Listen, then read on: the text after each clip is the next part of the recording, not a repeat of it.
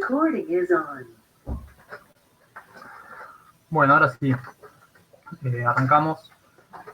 Es el segundo encuentro del taller de Foucault y el cine, o Foucault al cine. Vamos a hablar de Jean-Pierre Rivière, una película que es una adaptación de textos que encontró Foucault. Vamos a compartir pantalla.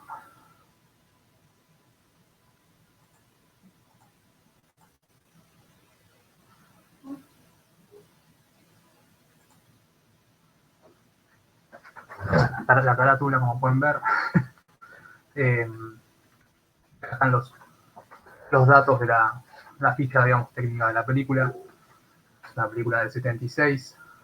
Recordemos que la entrevista que le hacen a Foucault, que yo había mencionado en la clase pasada, que vamos a leer también para el próximo encuentro, se llama Antirretro, que es la primera de la serie de entrevistas del Cahiers, donde discuten sobre otras películas, pero sobre todo sobre la necesidad de pensar nuevas maneras de enfocar o de relacionar el cine y la historia. Y el cine y lo que es la memoria histórica o la memoria popular. Y fíjense que dos de los entrevistadores, que son Pascal Bonitzer y Serge Tubiana, también son guionistas en esta adaptación que hizo Alió del cuaderno o del dossier Rivière que encuentra Foucault en la biblioteca, si no me equivoco, de París, con toda una serie de casos, ¿no? Y esto le llama particularmente la atención porque tiene además de todos los diagnósticos, los dictámenes, las recepciones periodísticas, tiene una memoria escrita por el mismo Pierre Rivière, ¿no? Donde trata de dar su versión de los hechos. Casi 140 años después del acontecimiento, que había sido como algo así como un suceso para su época, y que para la época, para los 70, ya estaba totalmente olvidado.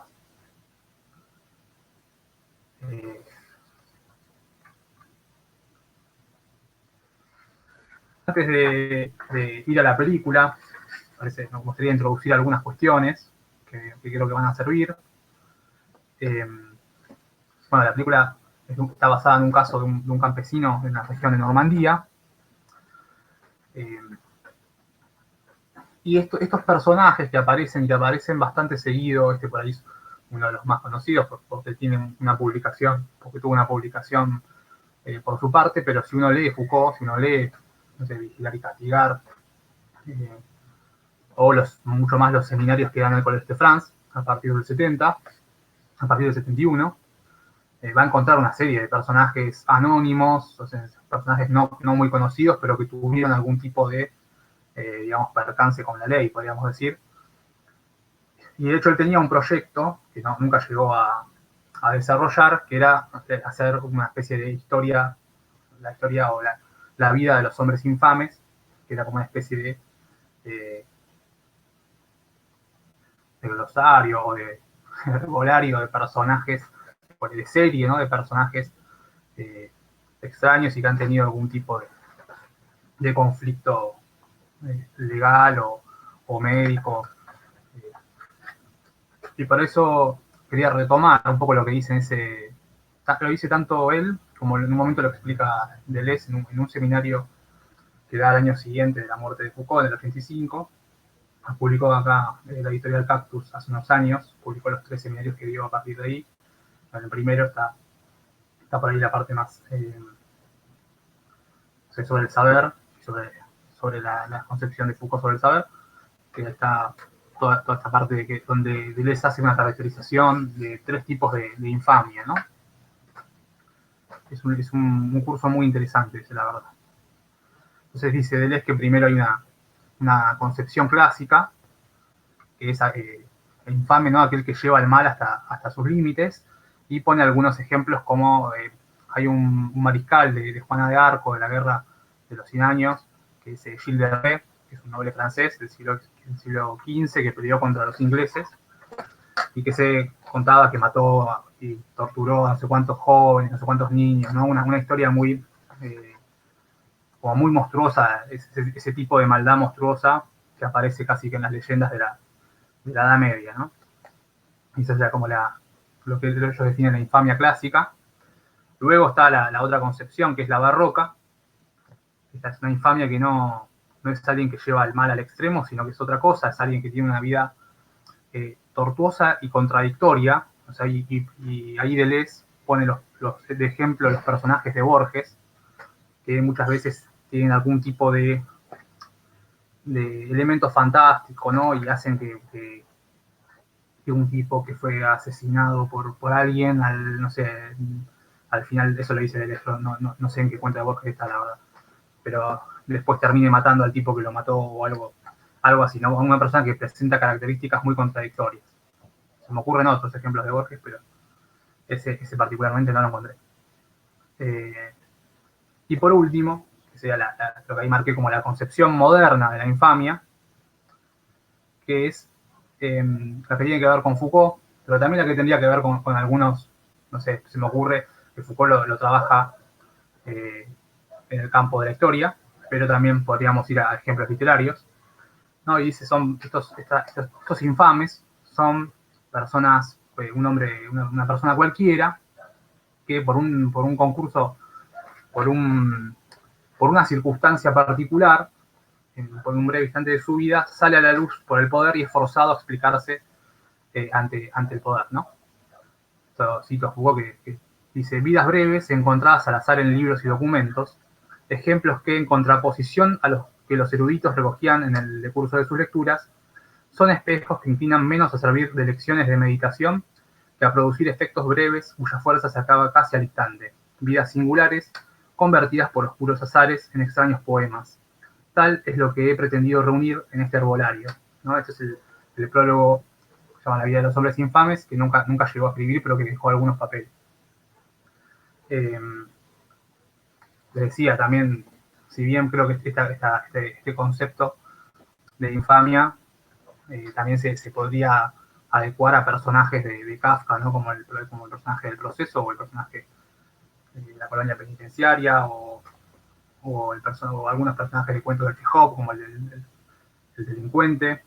Es un personaje que le va sacando los bulones a los rieles del tren y lo detienen y el chabón dice, no, bueno, por sacar un bulón no voy a hacer nada, ¿no? Como alguien que no entiende muy bien qué es lo que está haciendo.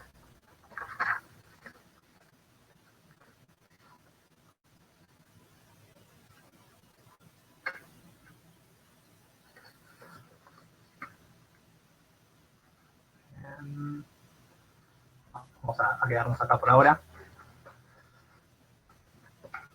Y además de esta definición de la infamia, que tiene que ver con una fama negativa, ¿no? Pero que en este caso lo que le interesa a Foucault es esta fama o esta situación de publicidad que adquiere un caso o una persona, pero en relación con cómo esa persona presenta también un conflicto o lo que vale decir una batalla en términos discursivos con toda una serie de poderes, ¿no?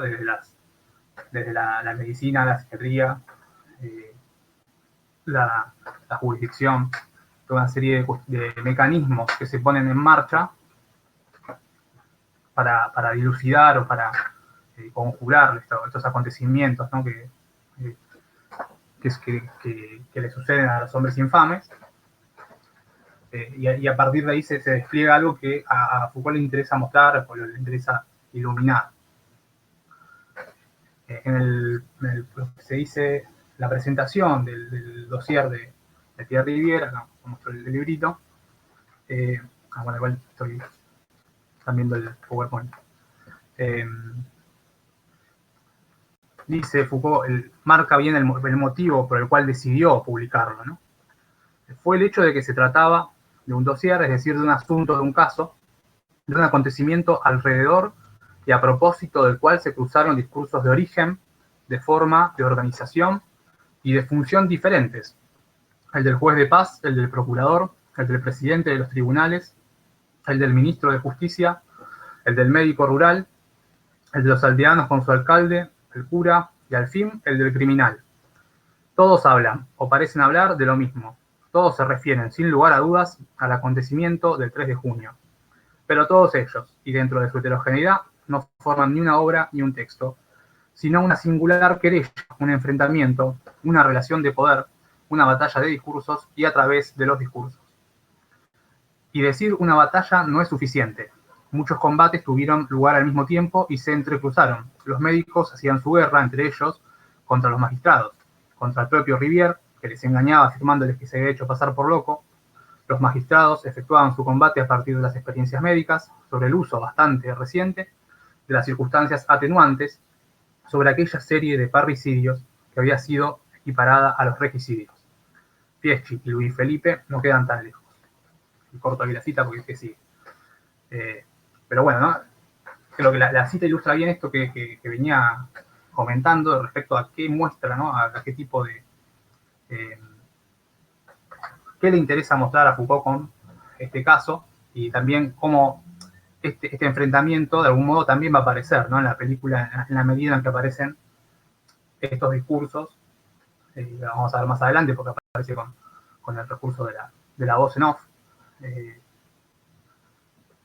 mostrando, ¿no? Cómo estas relaciones entre los saberes de la medicina, la psiquiatría, la psicopatología y las instituciones, ¿no? Que están tratando de,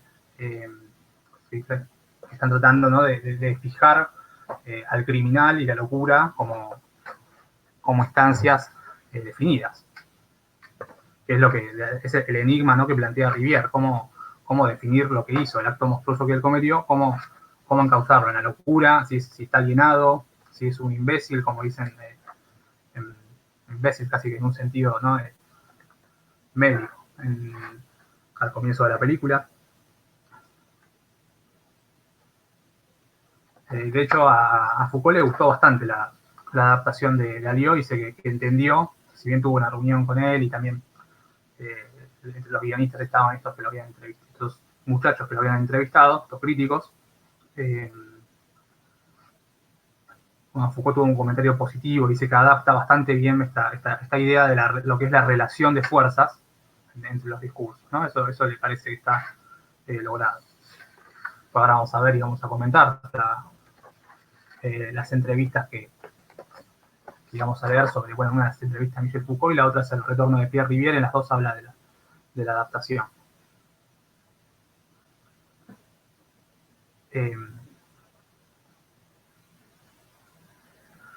Hay una declaración de René Alió, para decir algo sobre él también, que es que él venía, bueno, de dirigir un par de películas, una histórica también que es de Camisards, que habla sobre del 72, sobre la revuelta de los camisardos, que es una de las tantas revueltas de la reforma y la contrarreforma.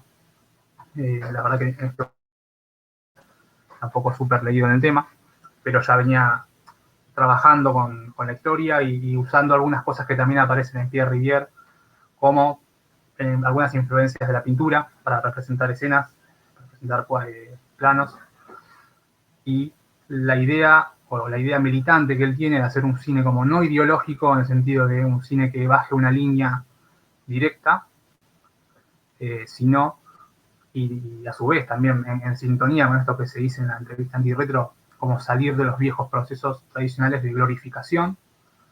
En esta entrevista, creo que Foucault mismo dice como que hay un modelo de guerra, que hace una mitología de la guerra del estilo a la Bart Lancaster, y que hay que un poco también pensar otra manera de mostrar que la guerra no solamente es eso. Y Aliot está un poco en esa sintonía, lo que él define un poco su trabajo en una entrevista. Dice: devolver su historia al pueblo. Nunca traté de hacer otra cosa en mis films. Pero en los momentos de crisis, los debates, las revoluciones, las batallas obscenas de mis personajes, hundidos en el pegamento de lo cotidiano hasta el cuello, también son historia, sus momentos históricos propios. ¿No? En primer lugar, creo que esto hay una cuestión política de devolver la historia al pueblo, por eso también hay un gesto que es el hecho de que los campesinos que aparecen en la película son campesinos, que no son actores profesionales, sino que están de algún modo mostrando cómo viven y con una adaptación claramente, ¿no? Pero están actuando, pero no muy lejos de su cotidianidad. Y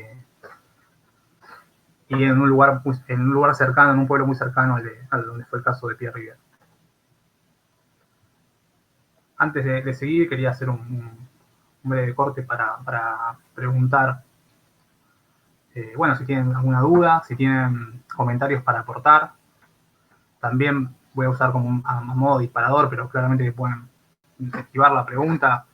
Pero si, bueno, si ustedes que piensan, ¿no?, en este sentido, recién veía como charlaba ayer con un amigo, porque hay dos casos que me parece que aparte se me cruzaron en la cabeza mientras preparaba la clase, porque de algún modo, con esto que acabo de decir, se toca un poco, en la medida, en primer lugar, una adaptación que está haciendo Polka ahora de una serie en la villa que no tiene, bueno, la gente se quejaba un poco, veía que había un quilombo porque no había ningún tipo de representación o era más bien una versión super lavada, ¿no?, de cómo se representa ese territorio, ese espacio, con los actores, con los galanes de siempre y los actores profesionales. Y por otro lado, que estaban haciendo una serie ahora con esta efeméride sobre Güemes, cosa que no veo mal, pero que me preguntaba también si no se puede enfocar también a veces la historia saliendo, ¿no?, del monumento a tal figura.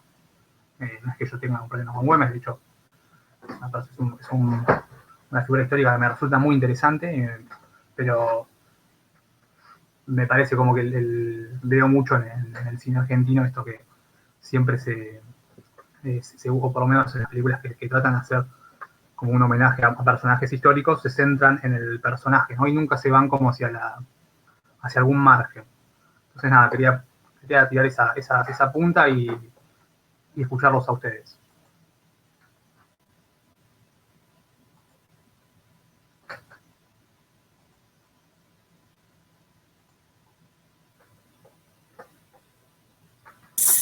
Sí, yo una de las cosas que se me cruzaba permanentemente en toda esta cuestión eran estos asesinos argentinos, en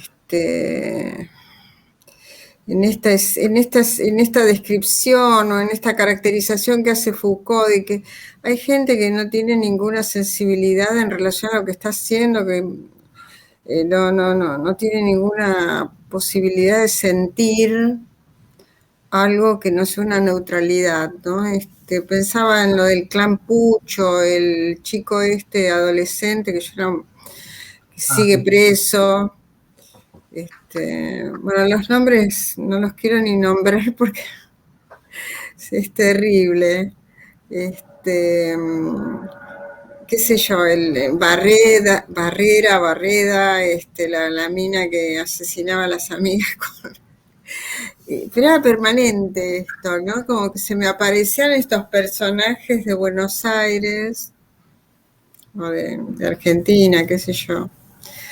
Y después se me cruzaban con esta cuestión de algunos políticos que presentan esta insensibilidad, ¿no? Entonces era como muy fuerte, me parecieron los textos de Foucault, y de la película vi una parte porque me resultaba muy, muy intensa, no tenía ganas.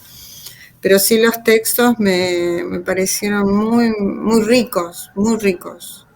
Y esto que vos decís, esto de el entorno, creo que sí, justamente, Foucault puede hacer el entorno y trabajar el entorno en relación a estos personajes que son 100 años atrás.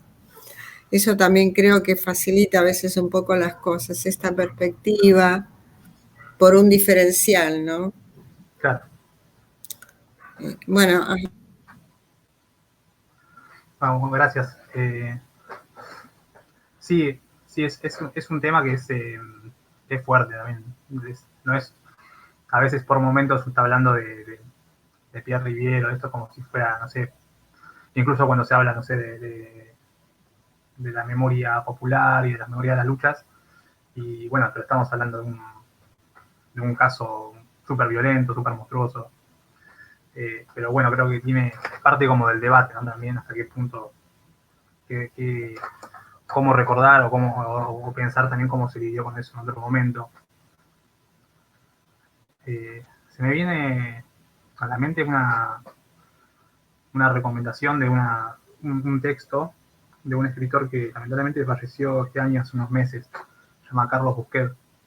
Sacó un libro que es una entrevista, una larga entrevista, también tiene entrevistas a psicólogos y a algunas personas involucradas en el diagnóstico de un tipo, es un caso que un tipo que mató 4 o 5 taxistas en 2 semanas en Buenos Aires, creo que en la década de los 80. Ricardo Meloño, que está ahora internado en la localidad de Berazategui. Y es un caso súper, no sé, anómalo, porque no presenta, claro que cuando él describe cómo lo hace, lo describe con una frialdad impresionante, como si no le pasara nada, y después por otros momentos muestra que tiene una sensibilidad con otra serie de cosas.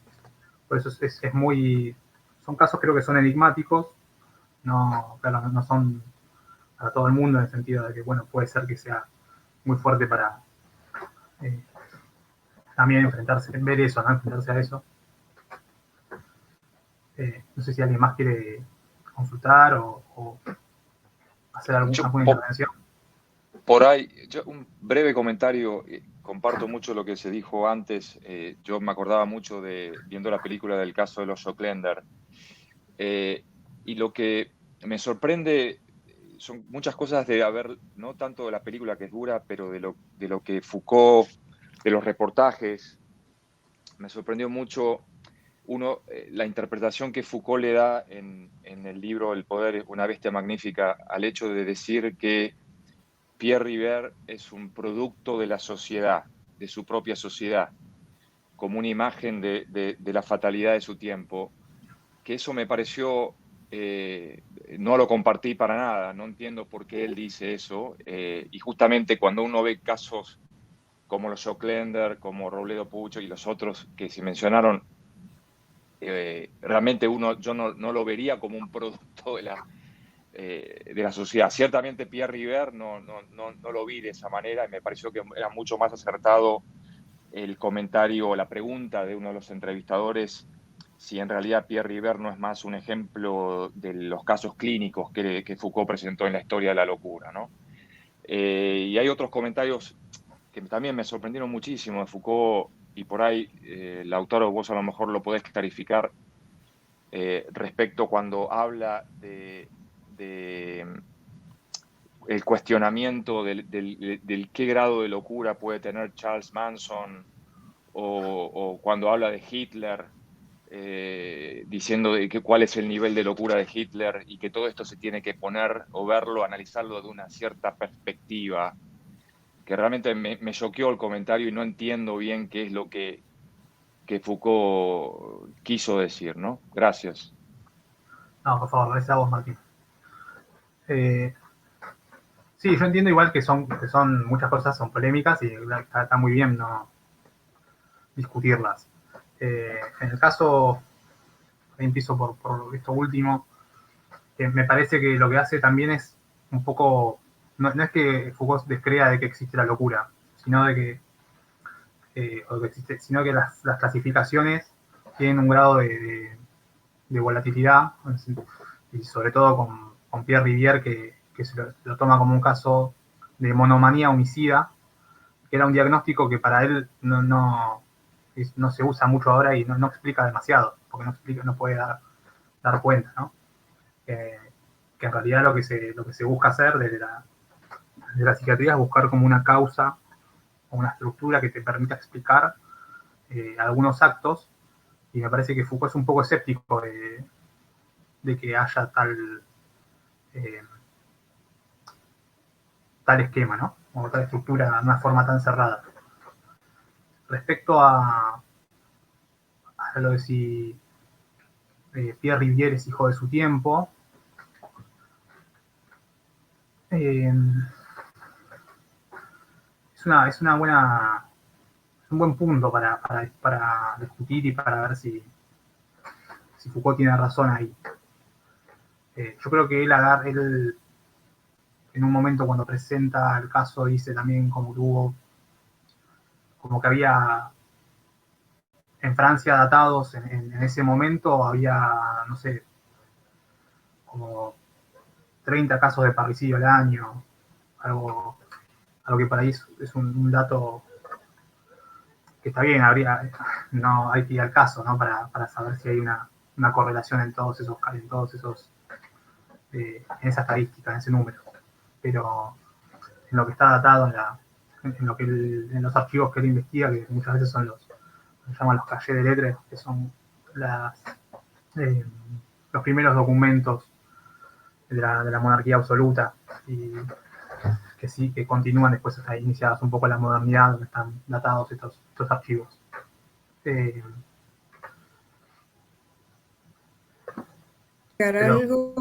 ¿Puedo agregar algo? Bueno, o sea, leyendo a Foucault y viendo la película, uno se queda con muchas preguntas, ¿no? Más que afirmaciones. Pero de todas maneras, me parece muy interesante esto de salir de la dicotomía del discurso de la locura, tanto antes como ahora también, ¿no? Todo explicado a través de la ciencia médica.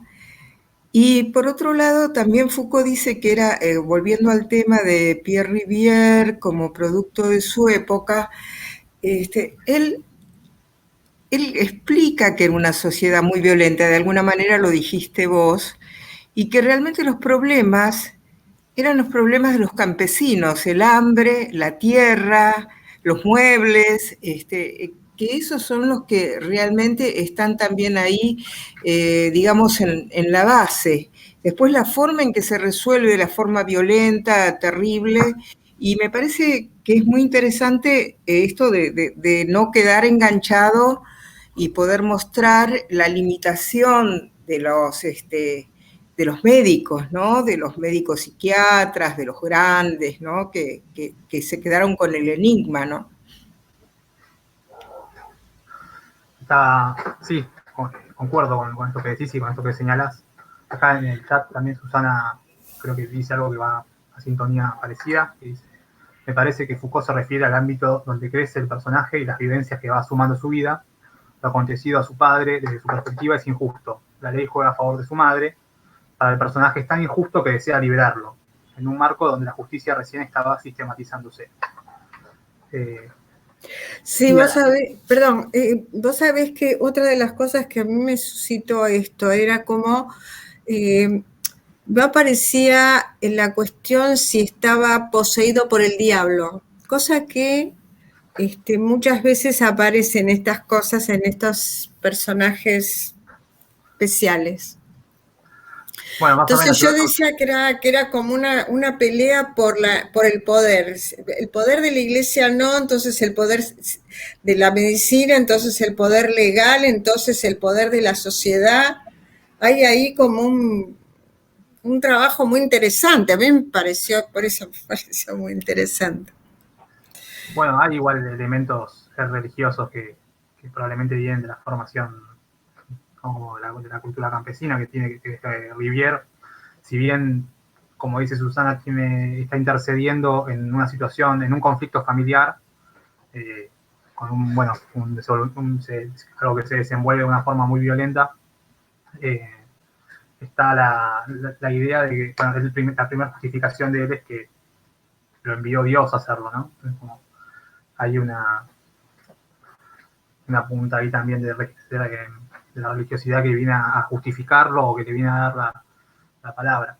Ahí Alió, el director, hace algo que es particular en la escena donde lo explica, que es que él hace un plano, como desplaza la cámara y va mostrando los muebles y los cuadros de los jueces, donde en primer lugar nos pone como en contraste de lo que vamos a ver a continuación en la película, que es toda la vida campesina y la pobreza, la carencia, Y por otro lado también se va como que abandona a Pierre Rivière mientras Pierre Rivière se justifica diciendo que es un enviado de Dios, ¿no? Mientras él da una disertación medio teológica, la cámara lo abandona y va mostrando otras cosas.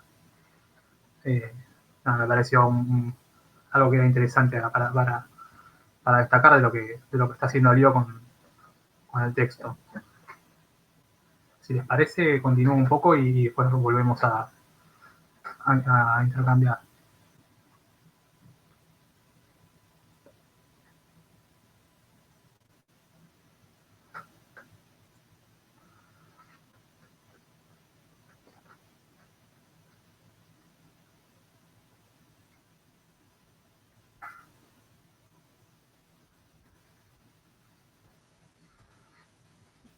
Bueno, seguimos con las... igual vamos a... Ya medio que nos metimos en las entrevistas, donde en la primera, que es entrevista con Michel Foucault, que es del 76, de noviembre del 76, Foucault dice que le preocupa, o le preocupaba, que era como que la reconstrucción del crimen se coma la historia, ¿no? O se coma la tragedia de Pierre Rivière, esto que bien decía Martín, que es una tragedia que vincula a la tierra y que tiene que ver con el etos o con la cultura del campesinado. Y reivindica o destaca el hecho, ¿no?, de esa reconstrucción que se hace a partir de los actores que son campesinos y que están ahí, están en otro tiempo. A lo cual hay una pregunta que me parece que es bastante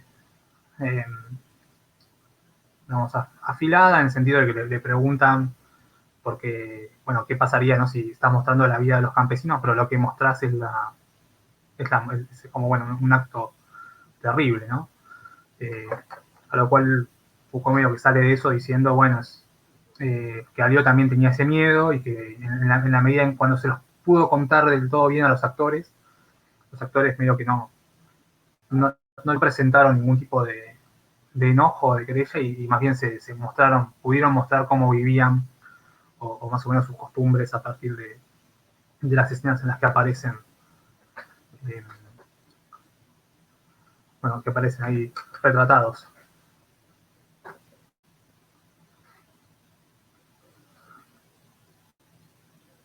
Y en un momento también en la segunda, en el retorno de Pierre Rivière, que es un par de meses después de la anterior, ahí va a hablar Foucault de una distinción, o mejor dicho, de la relación que puede tener el cine con la historia.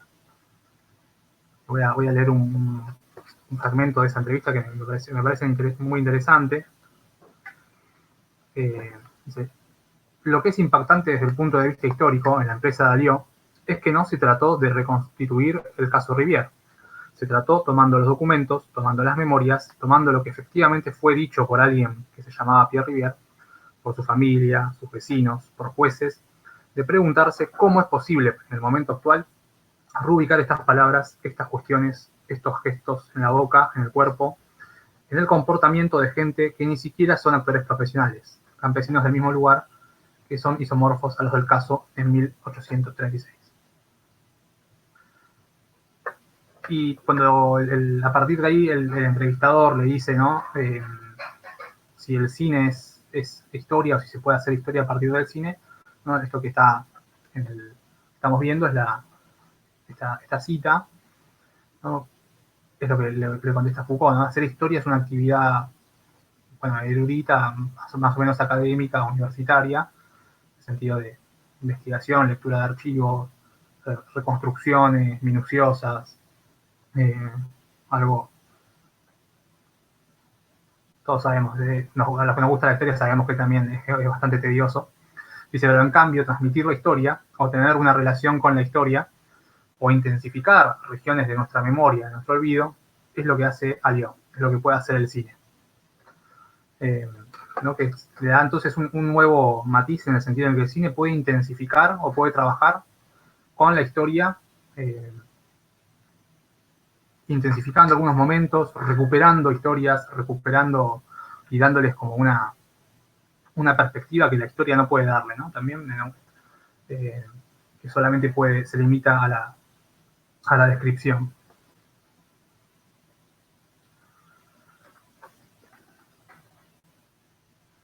Por otro lado, también cuando dice esto, Foucault después va a mencionar, va a hacer una mención a Millet, que es como un pintor, ¿no?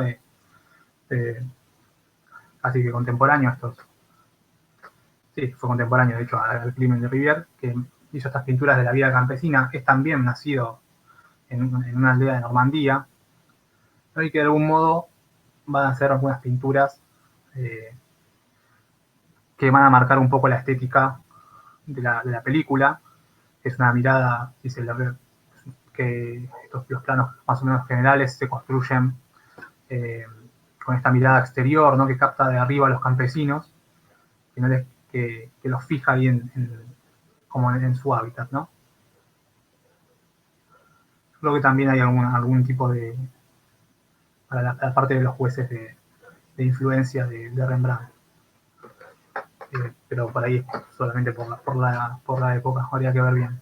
Es un cuadro que se llama L'Angelus, que es uno de los más representativos de Millet, que creo que le gustaba muchísimo a Dalí. De hecho, hizo una especie de readaptación o de reversión del cuadro, donde son como dos tótems que están como en un espacio desértico, imitando un poco el juego de las figuras. Y se dice, bueno, Dalí mismo tiene una interpretación, decía que en realidad ese canasto de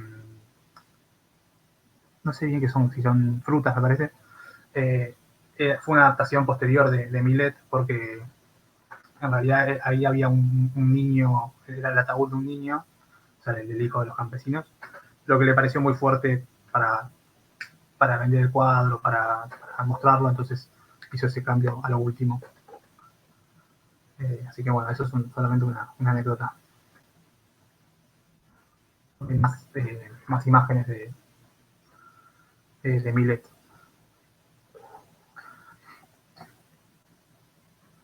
Por último, Foucault adelanta también algo que vamos a hablar ahora, que es el procedimiento, un poco el procedimiento que usa Alió con las voces para dar cuenta de todo este conflicto que se dispara con el caso. Dice, hay además un juego establecido entre el texto, las memorias, esa voz en off, y lo que se ve. Restituye muy bien esa trampa que disocia la imagen y el sonido. Por un lado, es una especie de voz que envuelve todo el resto. En consecuencia, todo el film es interior a la voz de Rivière. Y Rivière no está solamente presente en el film, lo envuelve como una especie de película. Está presente de manera obsesiva en las fronteras exteriores del film. Por la otra, al hacer intervenir voces documentales de periodistas, de jueces, de médicos, restituye el movimiento por el cual Rivière, de todos modos, fue entrampado por el discurso que se refería a su propio discurso. ¿No? Como que hay cortes que no están del todo delimitados, sino que son bastante ocurrentes, o que son como una especie de juego en donde Pierre Rivière puede hablar de la cámara y puede comenzar su relato, pero hay momentos en donde otras voces aparecen e intervienen sobre esa misma construcción, ¿no? Es una especie de procedimiento que usa Alió para retratar este tema que aparece, o por lo menos en el dossier, ¿no? Que es la estructura del dossier, son los dictámenes, las noticias y la memoria de Pierre Rivière, que es la mayoría del texto. Y cuando le preguntan sobre la concepción del grano minúsculo de la historia, es como lo llama Alió, ¿no? A su manera de trabajar sobre casos, sobre historias anónimas, digamos, podríamos decir minoritarias o menores. Él dice, bueno, nuestro inconsciente histórico está hecho de estos miles de millones de pequeños acontecimientos que poco a poco nos van marcando, ¿no? Marcan nuestra manera de pensar, nuestro cuerpo, hasta que, bueno, el azar hace que uno de estos acontecimientos, estos microacontecimientos, deje una huella y se vuelva otra cosa, ¿no? Se vuelva una película, se vuelva un libro, se vuelva una historia como la que contaba recién de Magnetizado, que es el libro de Busquets sobre este caso de Ricardo, el asesino de taxista. No sé si vamos a...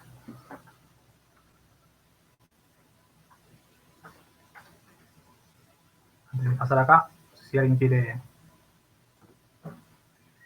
comentar algo nuevamente o si hay algún comentario acá en el chat. Una pregunta. Sí. Justamente en esa parte de lo que leímos, del texto que leímos, cuando hace referencia al grano mínimo de la historia, que está, me parece bárbaro porque es ahí donde se condensan, ¿no? En esas pequeñas representaciones mucho, ¿no? Que no ha sido mirado, que no ha sido visibilizado. Pero bueno, hace una referencia a Blow Up. Habla de una fragmentación. Y ahí me quedé porque es una referencia muy rápida. Es un párrafo solo. No sé si o dónde investigar sobre eso. Porque en Bueno, Blow Up y lo refiere inmediatamente a los casos de femicidios que realmente tienen muchísima actualidad y cómo en otro momento eran mirados como crímenes pasionales, ¿no? Por ejemplo, ahí se ve cómo somos también producto de una cultura, ¿no? Cómo miramos las cosas o las catalogamos de acuerdo a la sociedad, al momento histórico, ¿no? Sabes que sí, yo me quedé tecleando porque me había olvidado de que Blow Up, ahora que lo decís también, ¿no? Incluye, bueno, es una película para quienes no la vieron, basada en un cuento de Cortázar, de una película de Antonioni. A su vez, Cortázar se basó en la anécdota de un fotógrafo chileno que era amigo suyo, que un día sacó una foto en una plaza y cuando la reveló se dio cuenta que había enganchado a una pareja. Cuando la va ampliando, ¿no? Claro. Esto, la historia original es que el fotógrafo saca una foto y encuentra una pareja haciendo sus cosas en la plaza, cuando amplía la foto. Y cuando se lo cuenta Cortázar, le hace el cuento, y a partir de ahí la adaptación de la película. Pero cambia, ¿no? Tiene un tono como que habría un asesinato. Pero no recuerdo, me parece que no es un femicidio. Por eso lo que me quedó pensando. Me parece que es a la inversa, pero no estoy del todo seguro. Pero bueno, creo que habla de cómo la trama parece que va a ir hacia un lado y luego va hacia otro y luego se vuelve en el sentido que como un ejercicio de desorientación. Aún así, el comentario que hace Foucault es muy escueto, ¿no? Como para saber bien a qué se refiere. Por ahí una cosa que me gustaría agregar respecto a esto del grano mínimo de la historia, porque también es un momento, y Foucault es parte de ese momento en el campo de la historiografía, que es donde se están introduciendo primero con la escuela, una generación de la escuela de los Annales francesa, ciertas transformaciones en cómo leer la historia, en cómo encarar las investigaciones, por ahí no tanto en procesos largos, en procesos donde haya pensar una continuidad de, no sé, 300 años para hablar de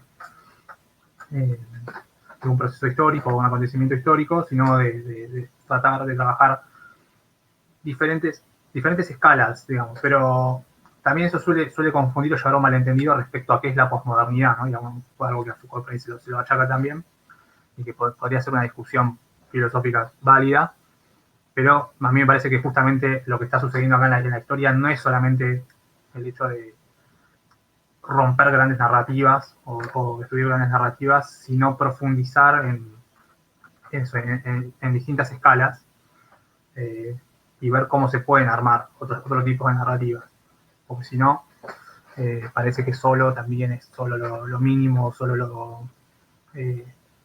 como si fuera todos pequeños granos que no encuentran ningún tipo de articulación o de regularidad entre sí.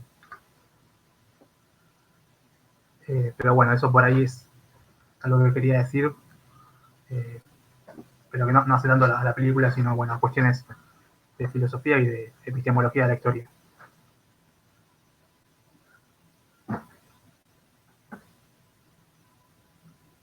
La pregunta, Susana, si la posmodernidad es la posibilidad de justificar cualquier acción del individuo.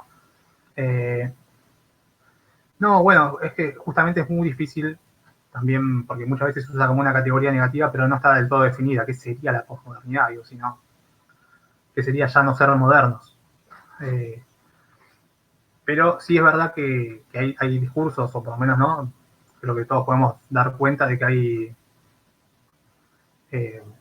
discursos que privilegian al individuo, que lo ponen por sobre la sociedad. Ahora, también podría uno, sí, no sé si corresponde, no sé qué sería la posibilidad de justificar cualquier acción del individuo, si como, no sé si lo decir por si hay teorías que justifican, bueno, porque es, no sé, por su entorno social, entonces, bueno, es alguien que el individuo sale de tal manera.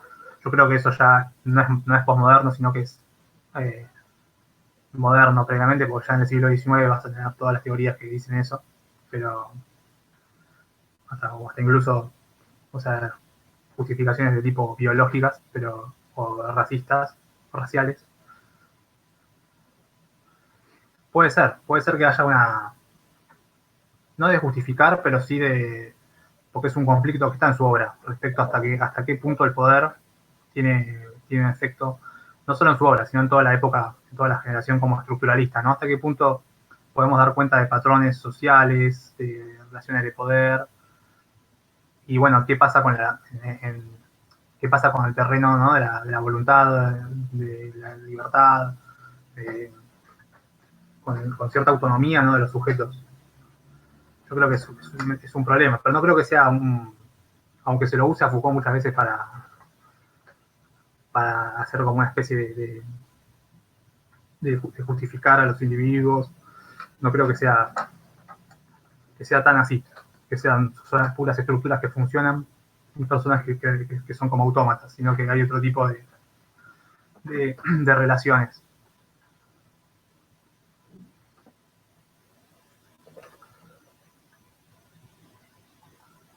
Vos nombraste el libro de la vida de los hombres infames, pero no sé dónde lo pusiste, como que él hizo el libro lo hizo después. Sí, existe un libro que se llama La vida de los hombres Sí, infames. sí, sí, Ah, lo tengo. Yo trabajé un poco, pero recién lo nombraste y me acordé. bueno, creo que Pero no sé, no recuerdo si está en el prólogo, no lo tengo justo acá a mano, pero hay uno de los capítulos, en realidad es una compilación de trabajos, y algunos son conferencias, claro, y el que es propiamente La vida de los hombres infames, sí. era el proyecto de un prólogo o de un trabajo mayor. Ah, Entonces, se han publicado esos papeles, pero no es que sea lo que Foucault quería hacer o lo que en algún momento quiso hacer. está bien. Gracias. No, por favor. No sé si continúo entonces cuando avanzo un poco.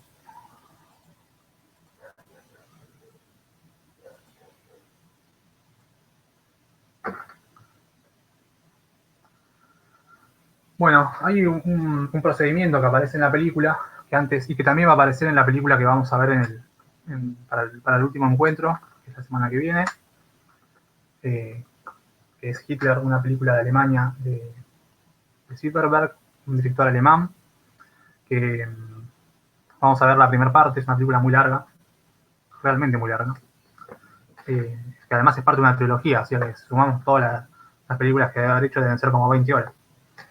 Pero nosotros vamos a dar solamente una hora 40 minutos, donde se profundiza tanto de esa película y al comienzo de Pierre Rivière, de Lyon,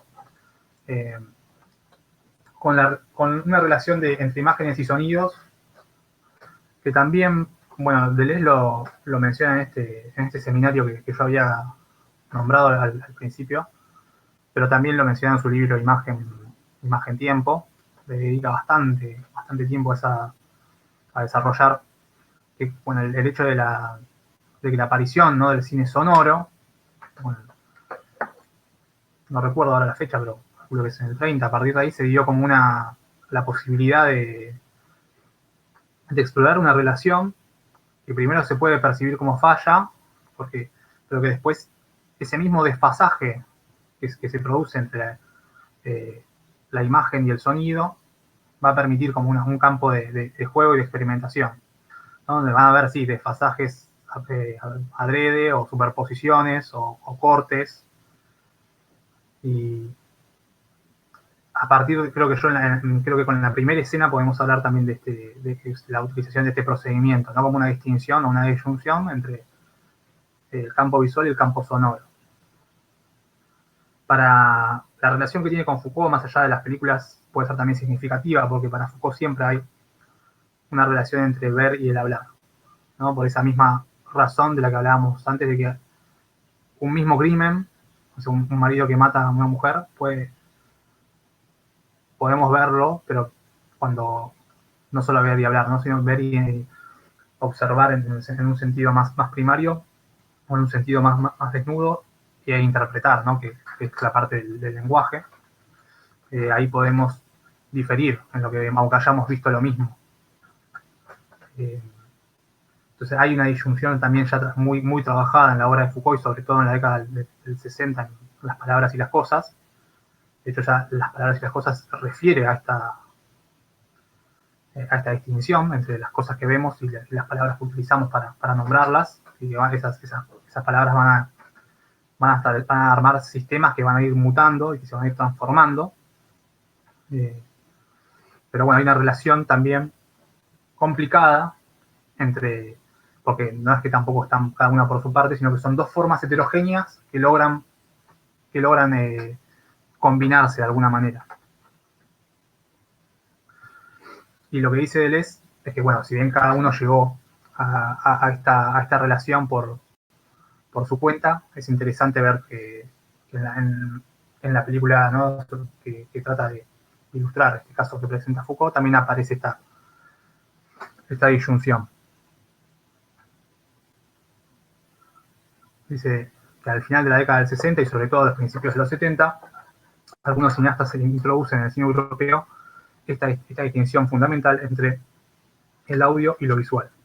Todo un aspecto del cine moderno se define por esta disyunción que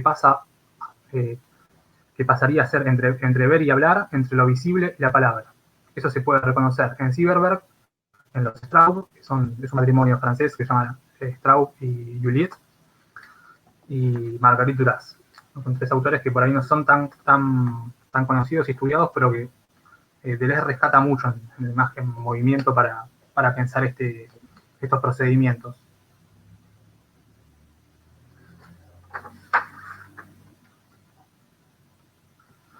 O sea, que dice que antes, ¿no?, antes del cine sonoro,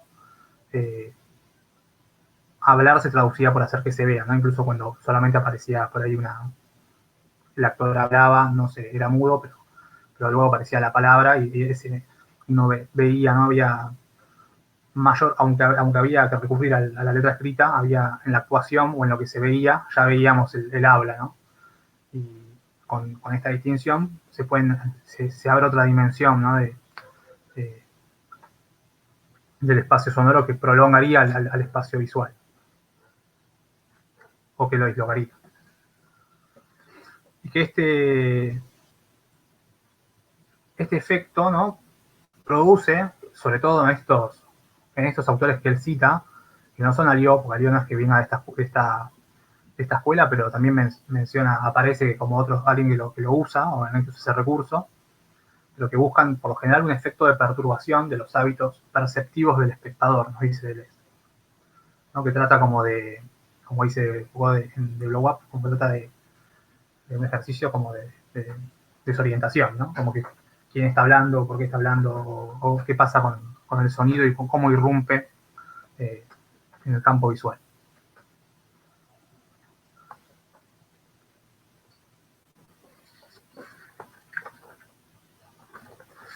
En el caso de Alió, que él tuvo algunas reuniones con Foucault y con estos guionistas, aunque no se sitúan en los cineastas que investigan este campo, usa algunos de estos recursos. Como les decía, en la primera escena, ¿no?, que vemos un espacio vacío, ¿no?, el Prado, en panorámica, que se divide en el centro por un árbol, mientras que la banda sonora entra progresivamente con ruidos y voces del tribunal. Entonces ahí tenemos también la contraposición de dos órdenes muy diferentes, ¿no?, que es la vida campesina o el mundo de la naturaleza y de la región propia, y, ¿no?, el ruido, el bullicio, ¿no?, de una sala donde ya escuchamos el martilleo y los llamados de órdenes, y ya nos sitúa en ese como conflicto entre imagen y sonido, ya nos da una pista o nos da una pauta sobre qué trata la película, ¿no?, sobre el contenido.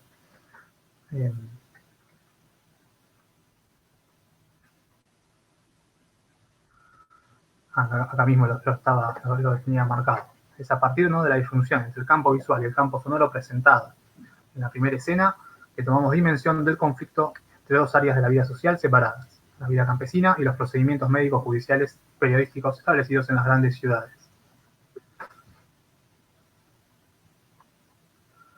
Por otro lado, también dice que cuando aparece la utilización de la voz en off para expresar el cuaderno, no es lineal. Por momentos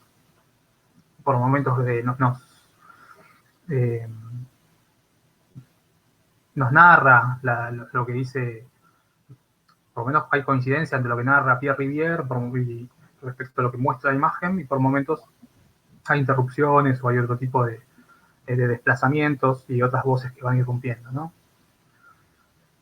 Esto es lo que este juego, ¿no?, es lo que Foucault de algún modo ilustra, digamos, la idea con el lenguaje cinematográfico de lo que Foucault va a entender como la batalla de los discursos.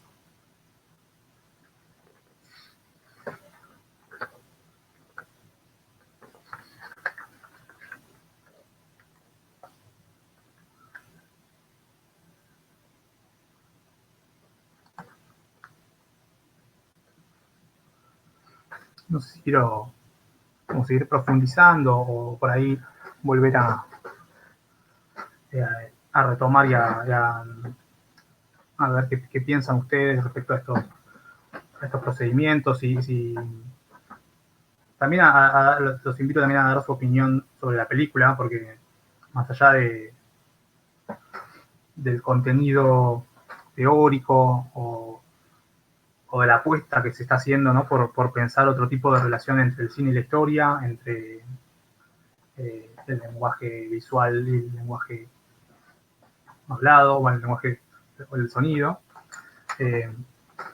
También como efectivamente es un producto.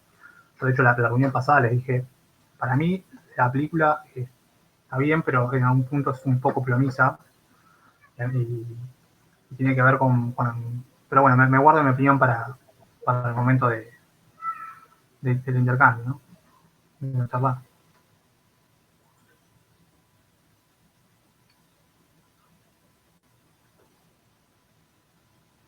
Sí, yo quería comentar, ¿me escuchan?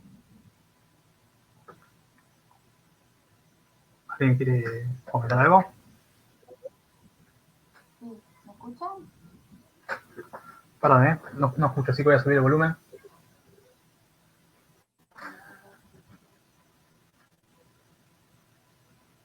¿Me escuchan? ¿Sí? ¿Me escuchan? Ahí te escucho mejor, muy bajo, pero... Bueno, voy a hacer con esto. No, quería comentar lo que me pasó a mí con la película, ya que tu consigna fue amplia. Al principio pensé que no me la iba a bancar, además había votado por la otra. Y además cuando vi la cuestión de los asesinatos, de la muerte de la madre, digo, esto me va a trabajar. Y leí los textos primero, la verdad es que me resultó fascinante.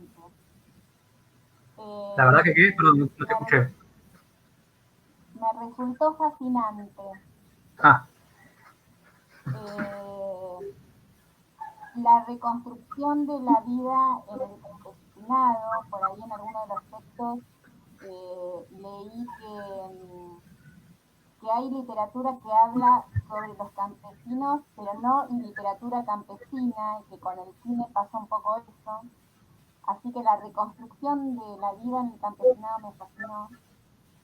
Hice mucho esfuerzo antes de ver la película para tener una mirada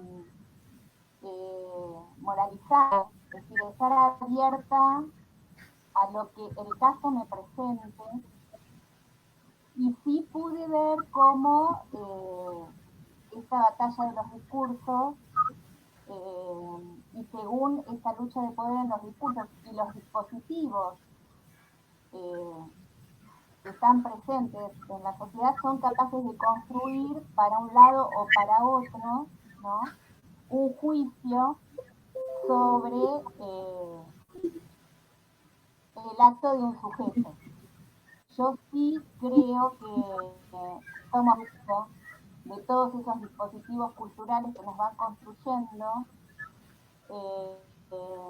También en la palabra de cada uno de los campesinos, de los testigos, se veía esa mirada de tratar de construir para un lado o para el otro, y también algunos que planteaban su imposibilidad. Por ejemplo, el cura cuando dice, era un buen chico, a mí no me pareció, como que todos estuvieran esperando de la palabra del sacerdote, no poder dar cuenta de eso. Así que la verdad es que me pareció muy interesante. Me sigue trabajando. Bueno, muchas gracias. Sí, no es, yo creo que puede parecer muy, voy a bajar un poco antes por si alguien habla, el nivel de volumen me va a saltar el parlante. No es algo, bueno, por ahí a primera vista puede parecer que es una película, bueno, que habla de un tema fuerte, efectivamente lo es, pero creo que en la representación o en cómo se muestra, que de hecho está muy postergado, sobre el final se muestra como que merodea sobre los acontecimientos para los arma y los desarman en relación de los narradores, pero creo que recién al final habría una secuencia donde efectivamente muestre los asesinatos. Del mismo modo que al principio de la película están los cuerpos, ¿no? Esta esa escena donde los campesinos van de a uno y miran y dicen no sé qué, y si salen corriendo y viene otro y mira y luego llegan como las autoridades. También eso está muy marcado en la puesta en escena, ¿no? De que están como merodeando por sobre los cuerpos, como si los cuerpos medio que fueran cosas en el piso, y ellos como en una altura muy, muy marcada. Pero no, en lo que es representación de la violencia, me parece que la película no es tan fuerte, ¿no? Como otras de la época, que ya tenían toda una serie de elementos mucho más, no sé, sanguinarios. Pero bueno, sí, es efectivamente por el tema y por lo que involucra es fuerte. Y tiene eso, ¿no? Pues nos pone a prueba un poco nuestras concepciones morales también, ¿no? Porque creo que nadie, por más que entienda o que tenga una mirada que permite una cierta comprensión, no justifica lo que hizo Pierre Rivière, ¿no? Y en ese sentido es como también está avanzar sobre el caso y mirarlo, es parte parte del enigma es justamente también salir de esa posición de la indignación moral, me parece a mí, no sé, por ahí es mi manera de leer algunas cosas. Tato quisiera hablar. Sí, Lautaro. ¿Sabés que a mí me pasó dos cosas con la película? Primero, me pareció fascinante desde el punto de vista cinematográfico, me parece que hasta inclusive una forma de narración bastante moderna, digo, en esto sí de vuelta con los tiempos. Segundo, que la miré sin saber que había pasado realmente. Yo no conocía la historia del tema. Y como todo, por lo menos en mi punto de vista, las películas las veo fuera del punto moral, digamos. Las identificaciones para mí en el cine no tienen que ver con lo moral, sino con lo formal, con la narración cinematográfica. Y lo otro que me pasó, que se me linkeó siempre, por la contraria, por el efecto opuesto, siempre con Lázaro Felice, con la película Lázaro Felice, que se estrenó hace un par de años, que también tenía una escenografía campesina y todo, y que sí, él era todo, digamos, en todo lo contrario en este punto de vista que veamos ético, que estaba excedido de bondad. Este chico, que inclusive los pifies que tenía en la conducta tenía que ver más por bondad que por otra cosa. Esto es lo que me pasó particularmente con esta película. Gracias, Tato. La verdad que no la vi, Lázaro Felice, sé cuál es, pero me la anoto para verla.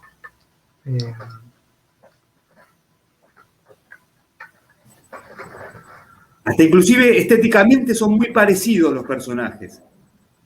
Yo no sé si no hay una especie de referencia ahí, ¿eh? Bueno, la voy a ver pensando también en eso, a ver si veo si me doy cuenta. Sí, es cierto eso también que decías, Marina, que no hay cine, que no hay literatura campesina, o que hay muy poca literatura campesina. Hasta incluso creo que podríamos considerar literatura campesina a Rimbaud, pero alguien que tuvo que ir a la ciudad a ser poeta, ¿no? Pero sí, hay muy poca, o por lo menos está muy marcado el interés de no hablar por los campesinos, o sea, algo que también ya Deleuze y Foucault lo remarcan muchas veces en una serie de cuestiones, no solo en este caso de lo que a ellos les parece la indignidad de hablar por los otros, que es algo que por ahí está bastante presente, ya estaba presente en ese momento y todavía yo creo que lo percibo a veces en los discursos universitarios o académicos, sobre todo en los lugares como muy politizados, como que hay una intencionalidad de hablar en representación y no de efectivamente dar la palabra a estos sujetos, sino de representar, ¿no? Y eso por ahí eso creo que es algo, es un gesto que está acá en esta película, que está como que está trabajado desde ese punto de vista, ¿no? De salir de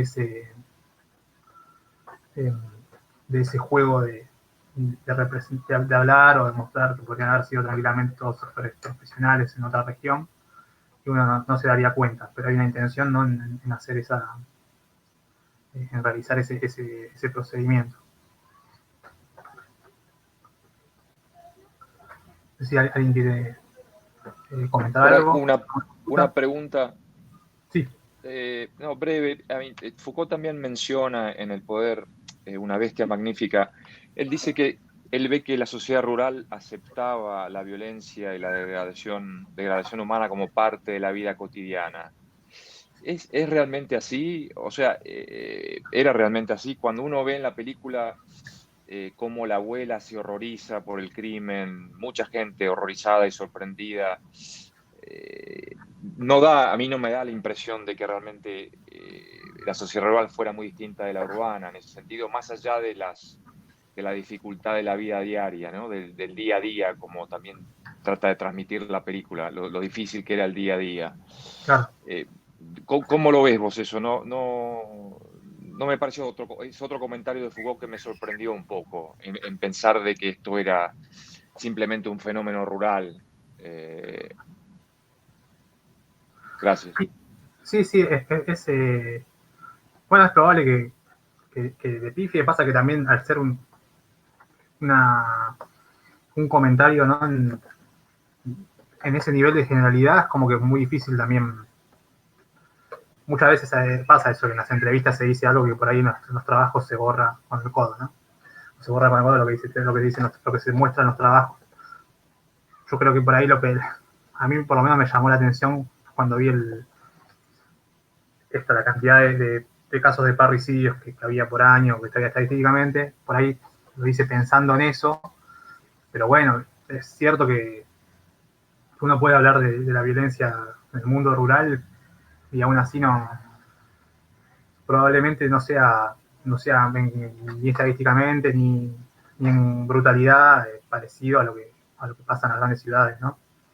Entonces, en ese sentido, por ahí no. Salvo que se refiera, no sé,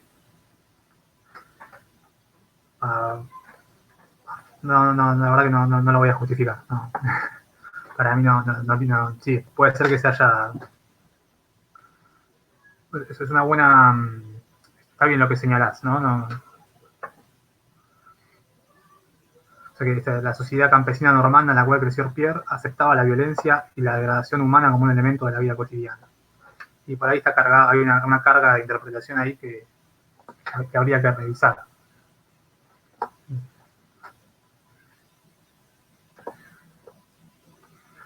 Tiene que ver con esto, ¿no?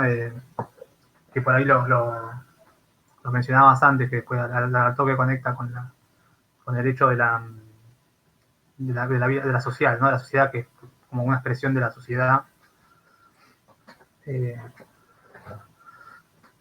A ver, yo creo que hay una apuesta fuerte de Foucault y una serie de autores en pensar, bueno, Deleuze tiene unos tomos de capitalismo y esquizofrenia, ¿no? Como tratando también de establecer una relación entre modo de producción económico y modo de producción de la subjetividad. Están también pensando esa relación que es compleja y bueno, sí, muchas veces por ahí algunos juicios son precipitados, pero es como todo un campo de trabajo que se abre con estas investigaciones, también tratando de utilizar también las herramientas que despliega el psicoanálisis en el siglo XX y el marxismo, para pensar esta relación, ¿no? entre la locura y lo social, porque si no también caes, por lo menos lo que yo veo en los autores que retoman estos postulados, es que si no se corre el riesgo, ¿no? De, bueno, regalás esa dimensión a un saber que no es solo científico, sino que te dice, bueno, mira, si todo esto es producto químico, ¿no? Y si estás deprimido es porque no estás produciendo químicamente esto, pero nunca se ponen en cuestión ciertas cuestiones de prácticas sociales, culturales, que también pueden estar incidiendo o que también pueden tener que ver, no sé, creo que datos como índices de desempleo o cierta precariedad casi que constitutiva del mundo laboral va a ir de la mano con no sé, el aumento del uso de ribotril, por decirlo, no sé, ¿no? Por plantear una relación un poco rápido, por ahí me faltarían establecer muchas mediaciones, pero bueno, por ahí creo que ellos tienen digo, pensando un poco de tienen esa posición tomada respecto a que sí tiene que haber una dimensión social para pensar la locura como fenómeno. Eso no puede estar solo recluido a un recorte biológico, que también claro que debe ser tomado en cuenta. Gracias.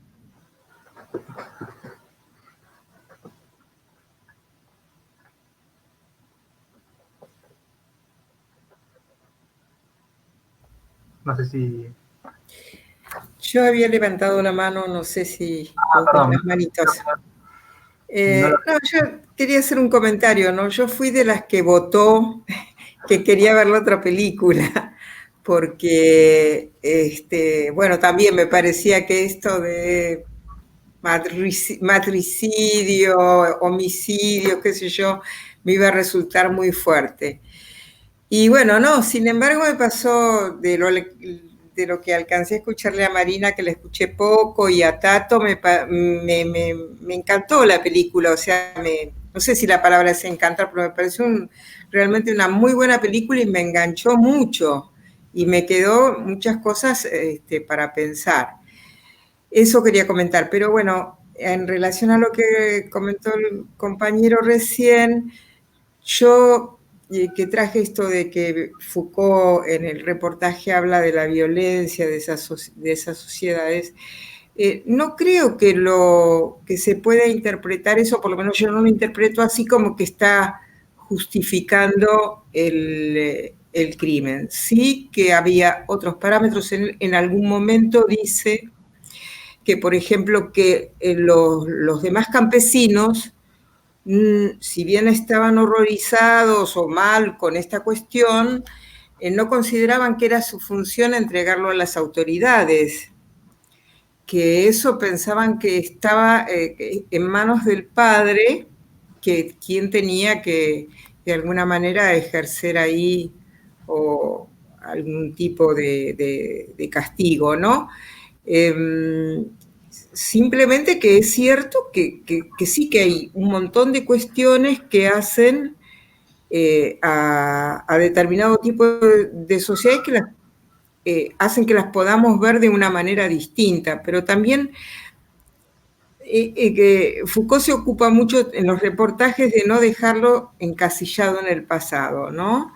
Estas son cuestiones que tienen que ver con el presente, por eso lo que comentabas al principio de los campesinos que no eran actores profesionales y esa sensación de no enojarse con esta cuestión de poder volver a su vida cotidiana, representar su vida cotidiana, actuar su vida cotidiana sin enojarse a partir de este hecho, sino poderlo asumir, ¿no? Casi como una liberación, dice Foucault. Gracias. Sí, sí, es la historia, ¿no? De lo que comenta ahí respecto al miedo o a la incertidumbre que tenía a Leo. A mí también me llamó la atención, gracias por traerlo a colación, este comentario, ¿no? Que muestra un poco también parte de la cultura, de la tradición dentro de ese lugar, el hecho de que piensen, ¿no? De que nadie interviene, nadie hace mucho por la situación, sino que eso está dentro de lo que corresponde hacer, ¿no? al padre de Pierre Rivière, no a la comunidad, sino que como que medio que lo dejan pasar. De hecho creo que medio que lo encuentran de casualidad, ¿no? A Pierre Rivière, que estaba como vagabundeando por ahí, por la región, y alguno lo ve, pero hasta que alguien lo detiene y le dice, sí, acompáñame, y medio que está ahí vagabundeando, no sé, medio así. Y sí, es cierto que a mí también me había llamado la atención ese comentario de Foucault respecto a cómo creían que era la responsabilidad del padre. Creo que lo que tiene de interesante también la propuesta la propuesta de Alió es que evita, ¿no? cierta dramatización que tiene muchas veces el cine histórico, como más tradicional, en el sentido de, bueno, justamente, ¿no? De que te pongas del lado de un personaje o que entres en una identificación muy fuerte, sino como que te va llevando y va problematizando esa misma identificación, que bueno, por ahí, claramente en algún momento creo que pena le tenés al personaje, pero no es algo moralizado, una dramatización que te lleva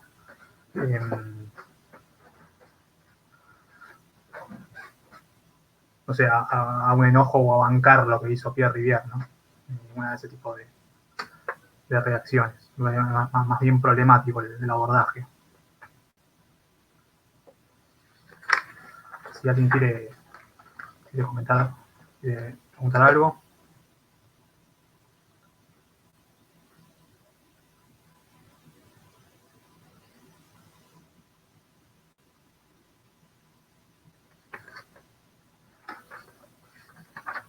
No, yo ya les dije, bueno, no la vi toda entera la película, el pedazo que vi que me pareció muy, muy interesante.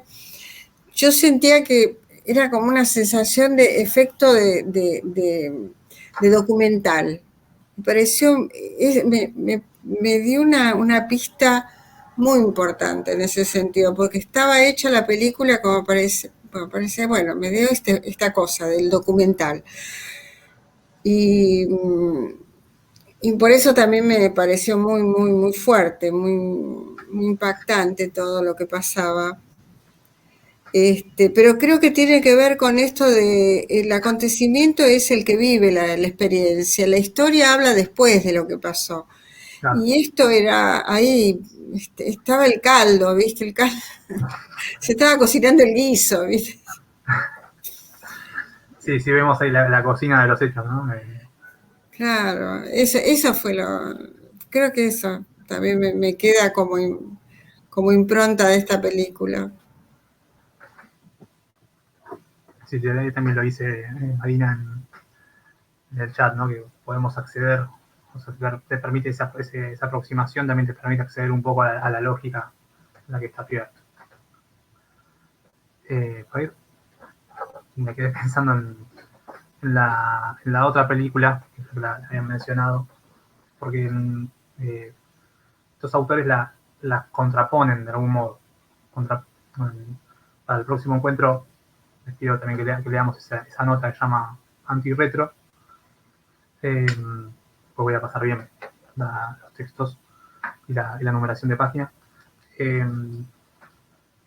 Donde hablan un poco del cine histórico de la época y sobre todo en estas dos películas, creo que yo las mencioné la vez pasada, algunas Portero de Noche de Diana Cavani, y otra es esta Lucien Lacombe, que ya de por sí para Foucault son distintas, medio que para los entrevistadores las unifican como una moda retro que no les parece del todo apropiado o no le parece lo más interesante para la aproximación histórica. Lo que sí coincide Foucault es que hay en el Portero de Noche hay toda una estetización del fascismo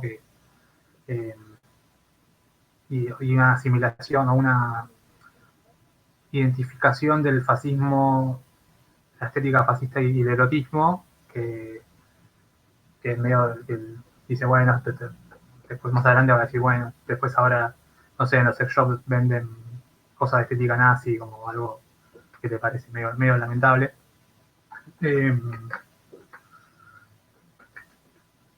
Y por otro lado está, bueno, Lucien Lacombe, que a él le parece un poco mejor que a la otra que decía, se puede ver también esa, que es una película de bastante más lineal por ahí que esta película. Por eso, por ahí yo no fui, la vez pasada no fui valiente, por eso le dije, estaba muy seguro, y dije, no sé si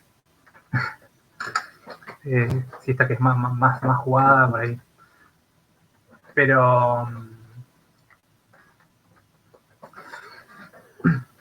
está bastante bien. Lucien Lacombe es la historia de un colaboracionista francés. Entonces ahí se da toda una discusión de, bueno, qué corresponde representar de la Segunda Guerra, si a la gente que luchó, si a un personaje que es un tipo que se vuelve un personaje muy gris, Lucien Lacombe, que se vuelve un colaborador de los nazis medio que solamente para agarrar un poco de plata y un poco de prestigio dentro de su comunidad. Pero no es que tenga ningún tipo de aspiración de ningún tipo, ningún valor. Tiene hermanos que son partisanos y a él la resistencia y a él no le importa nada.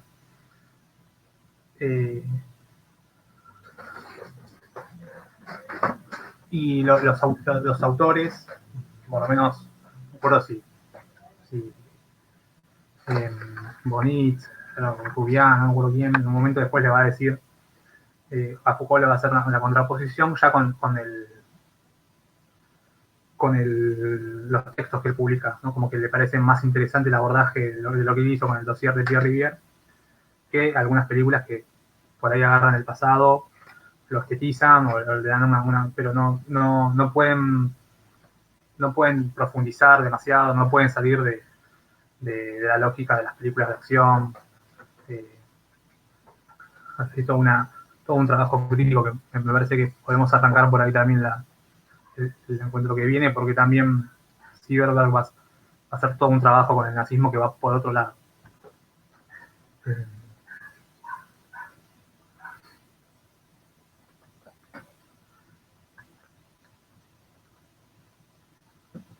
No sé si alguien tiene algo para comentar. Yo creo que acá en el Power ya me quedaba lo último, pero lo puedo decir un poco después, que es como el cierre.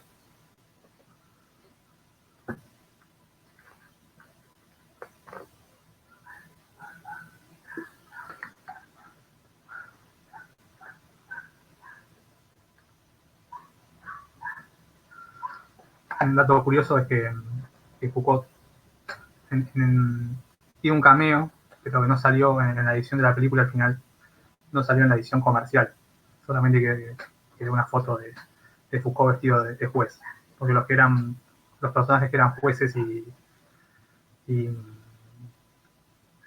bueno, sí, los jueces de paz y esos sí eran actores profesionales. El actor también creo que después hizo un par de películas más, se hizo de Pierre Rivière. Solo el resto de los actores eran los campesinos.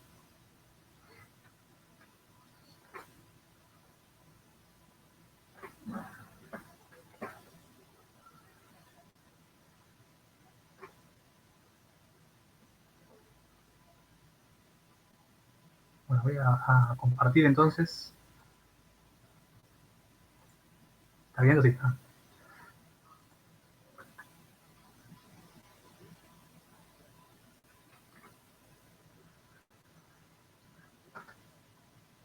Bueno, entonces tenemos, por lo menos lo que yo rescaté acá de las líneas generales o la capitulación de los temas que aparecen en esta peli y en las entrevistas, es en primer lugar, bueno, esta idea que presenta Foucault de analizar la batalla o de pensar por ahí un momento histórico como un recorte donde podemos dar cuenta de una correlación de fuerzas. Esa correlación de fuerzas, ¿no? Está todo un dispositivo que, como había definido un poco el encuentro pasado, se define por una heterogeneidad, ¿no? Y en ese sentido también adentro del dispositivo está la lucha, del mismo modo que hoy en día podemos ver o podríamos hacer un análisis bastante fino de distintas tendencias dentro, no sé, del dispositivo estatal. Vas a encontrar que hay conflictos y batallas al interior de un mismo dispositivo. Hoy en este caso, a partir de la infamia de Pierre Rivière, sale a la luz toda una manera de encasillar o de normalizar, de buscar de procedimientos de normalización de la locura, sobre todo en esta categoría con la cual se lo caratuló como una monomanía homicida. Y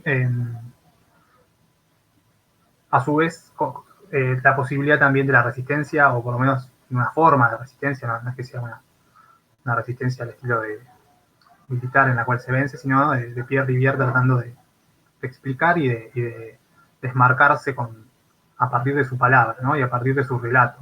Mientras que por ahí los médicos no coinciden, no pueden ponerse de acuerdo en un diagnóstico, y por lo tanto los jueces tampoco saben bien qué decisión tomar. Un segundo punto sería esto que hablábamos respecto a las entrevistas del cine como modo de intensificar o medio de intensificar la memoria histórica.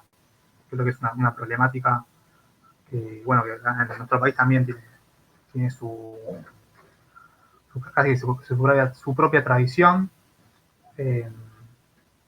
Pienso, mientras leía esa entrevista, en realidad se me venía a la mente, ¿no? Todo lo que es el cine de la dictadura y que también ha tenido muchas vueltas respecto a cómo contar las historias. Se piensa en Los rubios de Carrie, que es una película que es básicamente un documental sobre la imposibilidad de hacer ese documental. O, bueno, otro tipo de apuestas, ¿no? Y por último, bueno, quería destacar este procedimiento, ¿no? Que marca la distancia entre el campo visual y el campo sonoro, entre las visibilidades y los enunciados. Eso por lo menos va a ser en la filosofía de Foucault, pero en el lenguaje cinematográfico es esta disyunción entre lo que vemos y el sonido, que también va a aparecer en la película que vamos a ver, el encuentro que viene.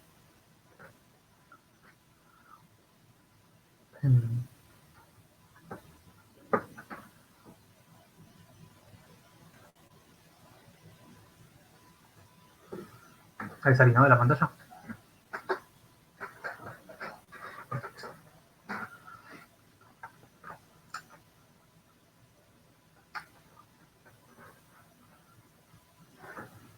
¿Alguien tiene algo para comentar?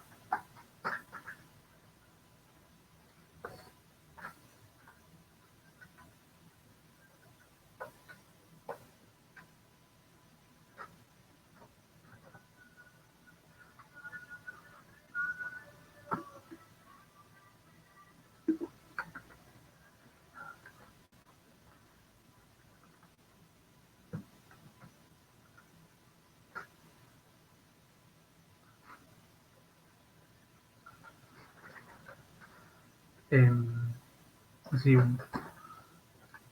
volver a repasar algo o a comentar algo.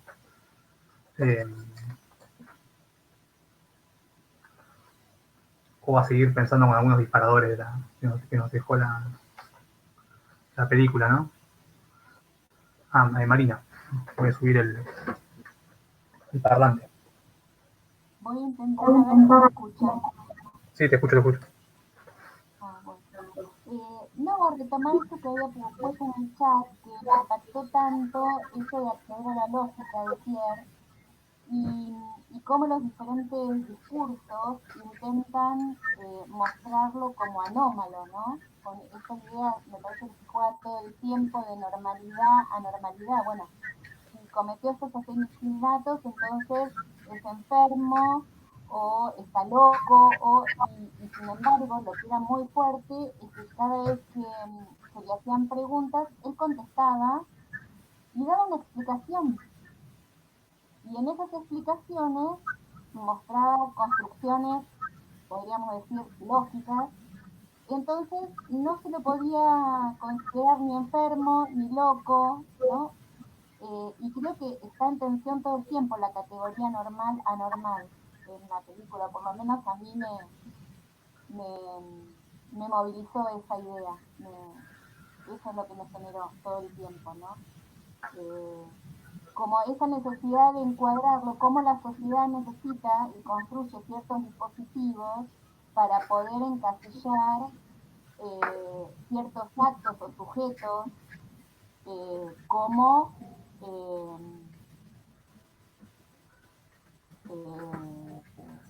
locos, o como para poder condenar, bueno, yo no haría esto. No sé si me escucharon. Eso último lo puedes repetir, sí, te escuché, pero se me tildó un poco el audio.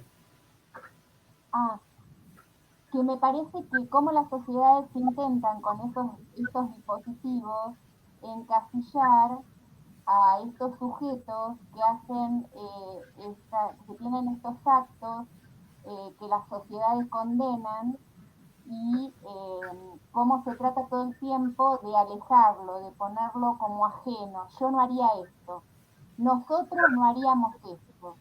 Por eso hay la necesidad de construir un nosotros y un ese otro diferente o loco o enfermo, ¿no? Eso es todo. Claro, sí, es que en algún punto cuando uno va a esa genealogía que intenta Foucault de estos dispositivos, lo que hay también es una necesidad de controlar una una masa poblacional que aparece en un determinado momento por, si uno es marxista va a decir por las necesidades del modo de producción, si otro tiene otra postura, pero más allá de eso, digo, donde justamente, bueno, se trata también, ¿no?, de dar cuenta de toda esa diversidad y de todo ese conjunto heterogéneo y de imponer, por un lado, disciplinas en términos de los modos de organización, por otro lado, toda una categoría, y en esto acá aparece lo que para él es importante, que es esta relación o esta correlación que hay entre el saber y el poder, en la cual los saberes no son puras formalidades, sino que se insertan en una correlación de fuerzas y operan. Y en ese sentido, todo lo que va a ser la definición de una categoría de normalidad va a estar brindada por parámetros, digamos, médicos, y por lo tanto también va a tener una relación con la biología en tanto ciencia. Y por otro lado, estas instituciones o estas disciplinas que también de algún modo tratan de, sí, como vos decís, ¿no?, de dar una regulación de ciertos comportamientos. Cuando uno lee Vigilar y Castigar, ahí está sumamente detallado todo el tipo de acciones de regulación que van apareciendo, ¿no?, dentro de los hospitales, de las escuelas, de las fábricas, de las prisiones. Ahí se despliega todo un sistema y una serie de, dice Foucault, técnicas que de la mano con este aparato, este sistema de categorías, ¿no?, van a producir este efecto de normalización y de disciplinamiento de la sociedad. Que después, como siempre, no hay espacios donde la gente no lo toma. De hecho, Foucault va a decir en un momento que de eso depende mucho de la inversión y del presupuesto, y a veces se calcula en determinados gobiernos no vale la pena invertir en esto, entonces no, todo ese sistema también va a quedar un poco regalado, ¿no?, en el sentido de ahí que la policía, más que intervenir en determinado tipo de ilegalidades, muchas veces las organiza de una manera para que estén ahí.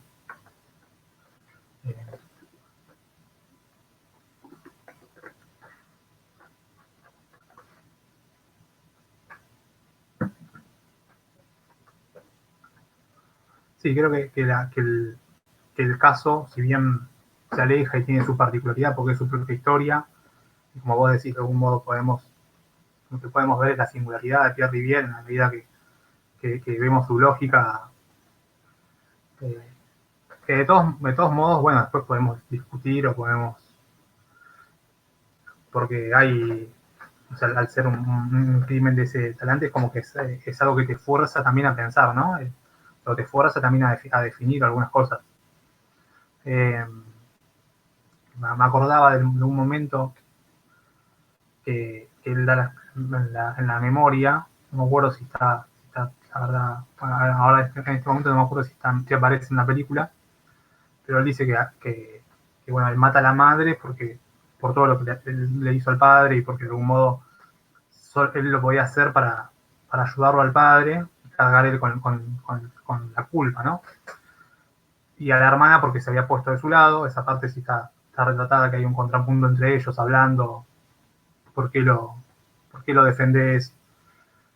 Y cuando le preguntan por el hermano, dice, porque a mi hermano lo maté para que mi padre se enoje conmigo y no sienta culpa cuando a mí me den la pena de muerte, ¿no? Como un razonamiento ya que tiene otra vuelta de tuerca, no solamente, o sea, él había pensado en eliminar a la madre que le hacía la vida imposible al padre, sino también de algún modo distanciarse del padre mediante matar a una hermana, algo que es muy fuerte de leer, ¿no? O de ver. Ese tipo, cómo aplicó una lógica o un razonamiento para una acción que por ahí, nada, involucra que creo que ahí está también el tema, o por ahí de si está loco Pierre Rivière, ¿no? De cómo puede llevar adelante con tanta frialdad cosas lúcidas, o sea, o cosas que están justificadas en un razonamiento, ¿no? Y que él mismo puede expresar en palabras, pero que el hecho de expresarlo en palabras, hacerlo, demuestra un salto, un quiebre que no... en la cual, bueno, ya nos lleva al terreno justamente de la psicología.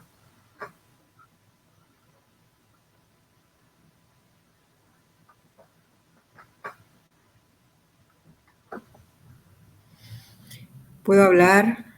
Sí, estamos segundo que bajo el... Ahora sí. Sí, hablo fuerte. No, es No. que al haber desniveles voy subiendo, bajando según quién habla, porque... Claro. Bueno, no, que también leí algo que me estaba acordando con lo que estabas diciendo.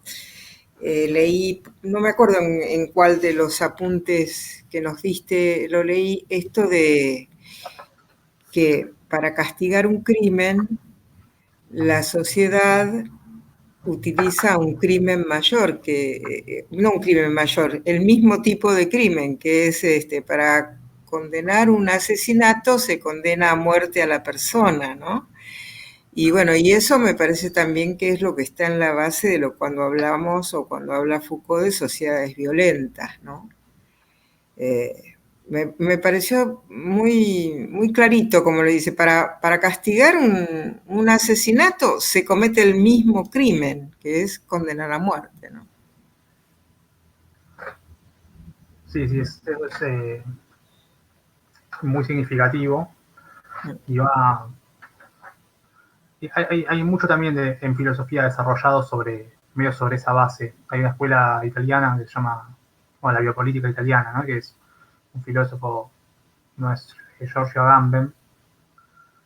Él tiene toda una teoría donde mezcla estos desarrollos de Foucault sobre la biopolítica y sobre la normalización de la sociedad con algunas cosas de un alemán que se llama Carl Schmitt para hablar del estado de excepción, que es lo que habla Carl Schmitt, ¿no? En un momento donde se funda un poder o donde se funda un estado, se sale en estado de excepción y luego viene una especie de momento de normalización o de poder ya fundado. Pero lo que dice Agamben, que le da una vuelta de tuerca, es que la ley siempre está por fuera de la ley. O sea, la ley misma opera con un pie fuera de sí, porque necesita hacer eso, ¿no? Necesita, de algún modo, castigar, necesita dar la muerte, necesita hacer cosas que los ciudadanos, tanto ciudadanos, no pueden hacer. Solo lo pueden hacer, solo puedo dar muerte en nombre de la ley, y si la ley me lo habilita, ¿no? Creo que a partir de un poco de estos debates se va a desarrollar toda una línea de pensamiento que busca pensar o analizar esta lógica también.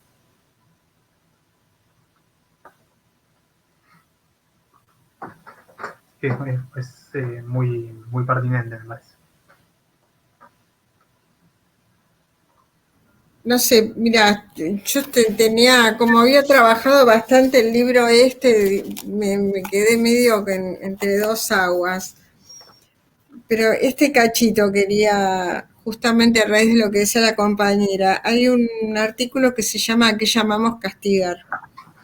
Es así el fragmentito.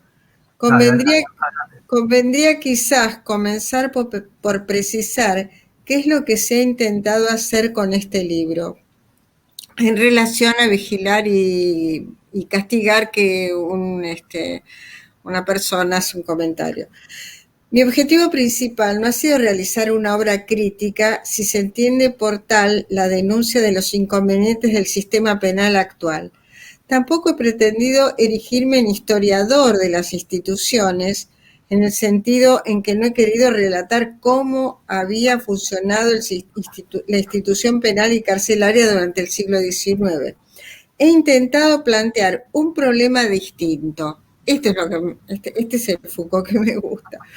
Descubrir el sistema de pensamiento, la forma de racionalidad que desde finales del siglo XVIII subyacía la idea de que la prisión es, en último término, el medio mejor o uno de los más eficaces y más racionales para castigar las infracciones que se producen en la sociedad. Es evidente que al hacer esto estaba impulsado por determinadas preocupaciones relacionadas con lo que se podría hacer hoy. En efecto, se me ocurrió que, y sigue. Yo creo que este es el Foucault que marca también toda esta película. Hacernos pensar, poner en cuestión. Y la película lo logra, obviamente, como película, como instrumento, digamos, no sé si es un instrumento, o sí, qué sé yo, nunca sé muy bien. Pero, bueno, esto, ¿no?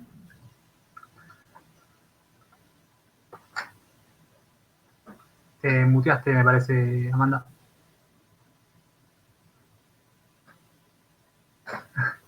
No sé si estás muteada, si te muteaste sin querer pero te dejamos de escuchar.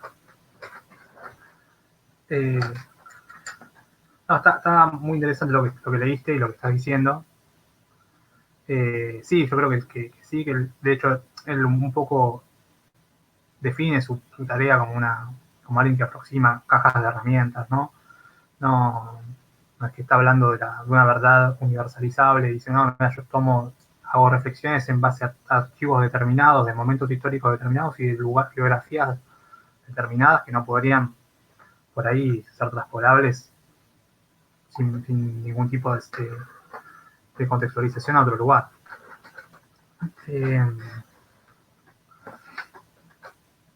Por otro lado me quedaba pensando en eso, sí, que un poco la prisión y este sistema judicial que él mismo expone o muestra en función con las formas de pensamiento, es una herencia de la Ilustración, ¿no? Es una herencia compleja porque la Ilustración tiene como una parte de revolucionaria, una parte de reforma, él también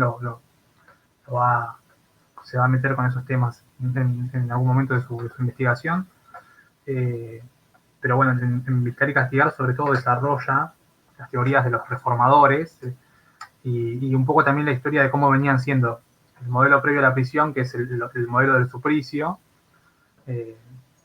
donde se hacía como medio del dar la muerte por orden real, se hacía algo así como un espectáculo, ¿no? Y una especie de celebración donde la comunidad asistía, ¿no? Y me muestra muy bien como a partir de ciertos archivos y de ciertas notas que encuentra, como en algunos años eso está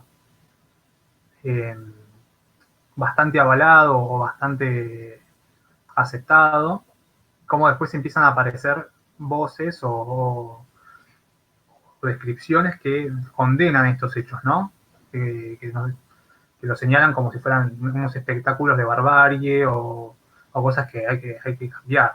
Y a partir de ahí viene todo este pensamiento y toda una herencia de ilustración que va a pensar a lo que es lo que va a dar forma a lo que es la prisión, ¿no? Y que después, esto es como el cuadro de Goya, ¿no? Los sueños de la razón engendran monstruos. Pero no es que Foucault tampoco es un reivindicador no, critico el modelo moderno para defender el ancien régimen, ¿no? Sino que es una problematización de esta historia, ¿no? De estos elementos históricos que llegan hasta el presente. Y bueno, creo que sí, que la película se sitúa muy cerca, ¿no? a estas líneas de indagación. No sé si alguien quiere decir algo más. Y si no, parece que ya es momento para despedirnos hasta el próximo viernes.